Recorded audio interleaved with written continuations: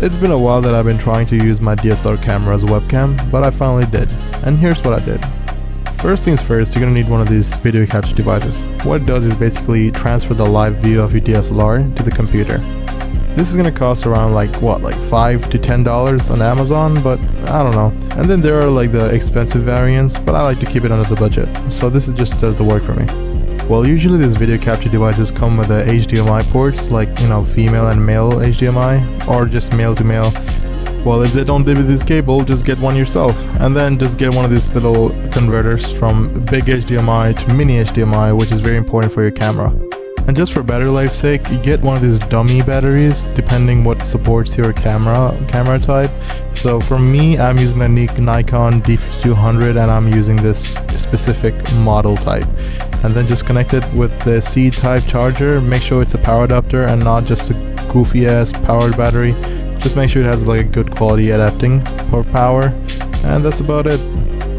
And then I have my weird ring light that is attached to the wall and everything with like a double-sided tape. It looks pretty nice, but it looks all goofy from the side, but it does its work, so it doesn't matter as long as it does its part. I'm gonna get a real table really soon, but let's just get the work done until then. Well, after that, I connected my mini HDMI to my camera mini HDMI port, and just the video capture device to my USB 3.0. Try your best if it's a 3.0, and then just go to your computer, and I'm gonna search the screen.